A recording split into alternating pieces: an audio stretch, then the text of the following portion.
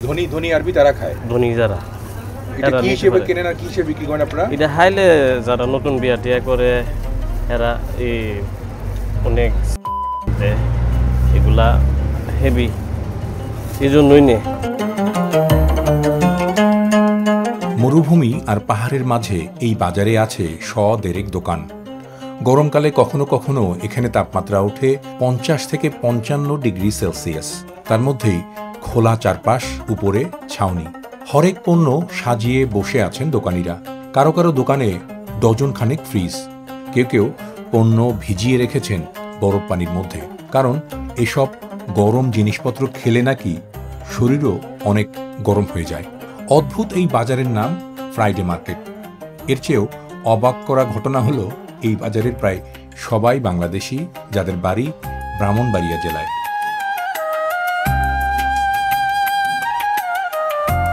ব্রাহ্মণবাড়িয়ার মোয়াজ্জেম নামে একজন প্রায় 40 বছর আগে আরব আমিরাতের পাহাড়ি প্রদেশ ফুজাইরার এই মাসাফিতে একটি দোকান করেন। শুরুতে ওই দোকানে তিনি বেচতেন নানা ধরনের খেজুর, মধু আর ফলমূল।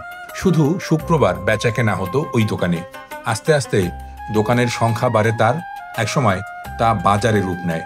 শুক্রবারের বদলে তাতে বেচা কেনা হয় এখন প্রতিদিনই। এখন অবশ্য মোয়াজ্জেম আর ওই বাজারে নেই, তিনি চলে গেছেন। ফার্স্টে ছিল ব্রাহ্মণবাড়িয়ার একজন, তার নাম হয়েছে মোয়াজ্জিম, বুঝছেন? তা এখানে পুরো মার্কেটটা অনেক বড় মার্কেট ছিল, 20টা দোকানের মতন। এটা 7 লক্ষ টাকা দেড়হাম বিক্রি করে উনি চলে গেছে। আজকে এটা এই দোকানটার মূল্য 2 কোটি দেড়হাম। এখানে কি পরিমাণ বাংলাদেশি দোকান আছে মুক্তার ভাই? এখানে সব মিলে এখানে তো প্রায় 400 দোকান আছে, তার বেশিরভাগই বাংলাদেশিরা চালায়। এবং এটা ফ্রাইডে মার্কেট নামে হলেও এই মার্কেটটা চলে প্রত্যেক দিনই, চলে। এবং এখানে প্রচুর টুরিস্ট আসে। আর ছুটির দিন একটু বেশি থাকে, বেশি জমজমাট থাকে।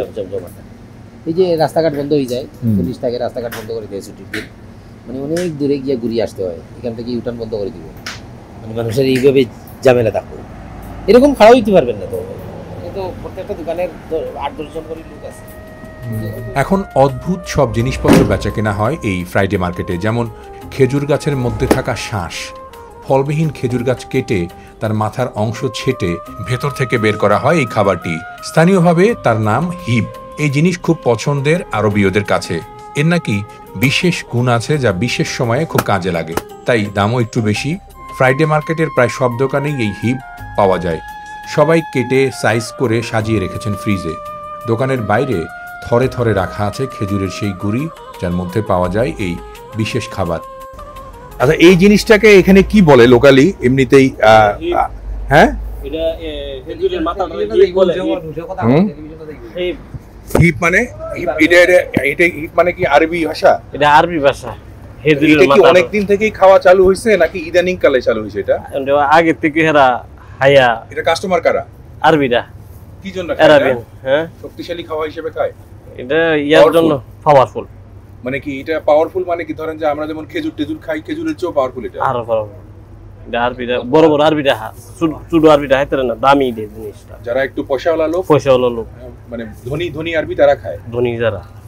এটা কি হিসেবে কেনেন আর কি হিসেবে বিক্রি করেন আপনারা? এটা হাইলে যারা নতুন বিয়া টিয়া করে এরা এই অনেক এগুলা হেভি, এই জন্যই নে।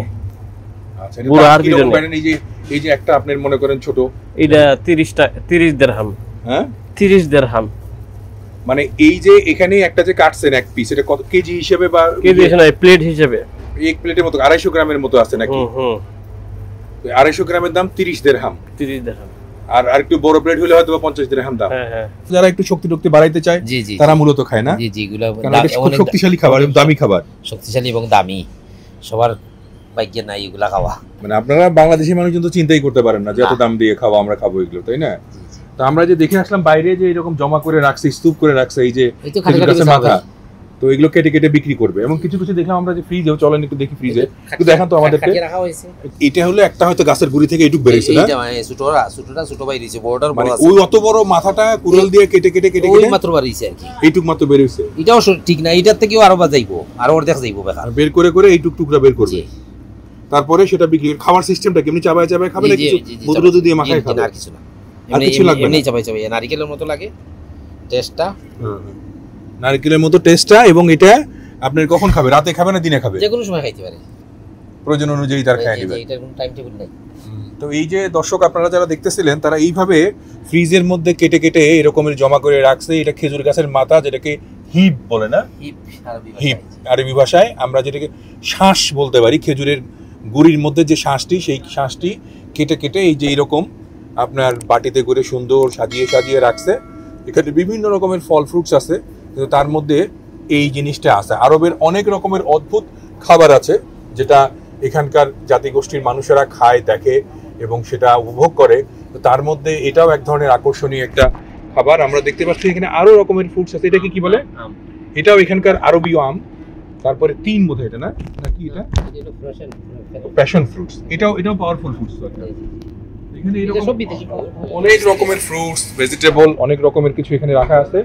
এবং বেশিরভাগ খাবারেরই মূল লক্ষ্যটা থাকে শারীরিক শক্তি বাড়ানো। দোকানিদের অনেকেই বলেন শুধু আরবীয়রা নয়, বাংলাদেশি, ভারতীয়, পাকিস্তানি, মিশরীয়রাও এখন এই হিপ কেনেন। তবে গরমে কম, শীতকালে বেশি বিক্রি হয় এটা। আর খেজুর গাছের গুড়ি কেটে চেঁচে তার মধ্যে থেকে এই শাঁস বের করাও কঠিন, তাই দাম কিছুটা বেশি। একটি গুড়ি 200-300 দিরহামে কিনে তার মধ্যে থাকা হিপ কখনো কখনো দোকানিরা 1000 দিরহামেও বিক্রি করেন। বিভিন্ন রকমের, এটাও একটা, এটা আরবীয় ফুড না, ফ্রুটস না, লেবু এটা একটা না।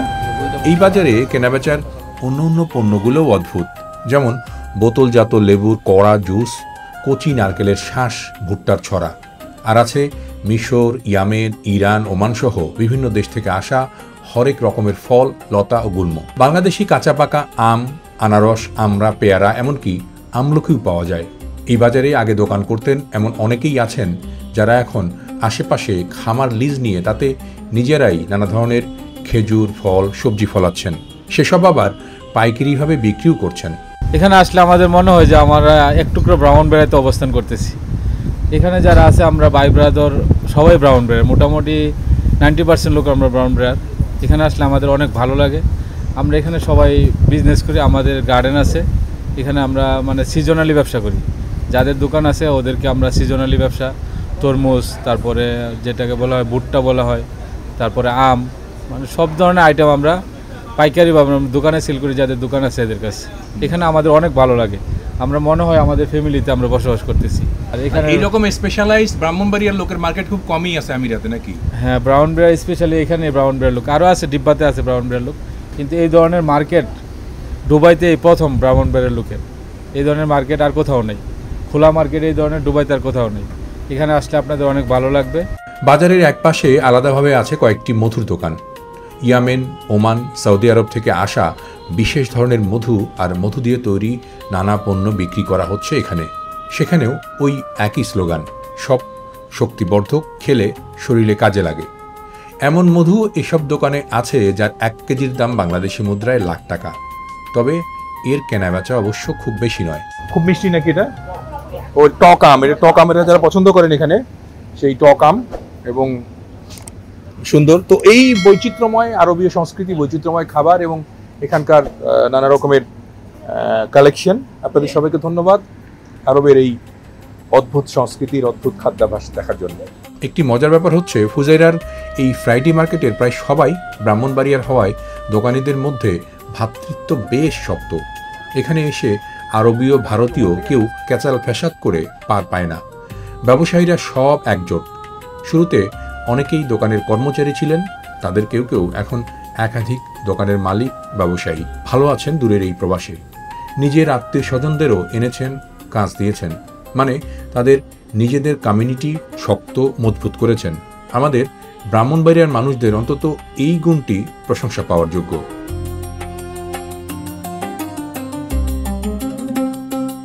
এমন অদ্ভুত আর কোনো কিছু থাকলে জানাবেন নিচে লেখা ইমেইলে, তাও হবে দুনিয়ার গল্প।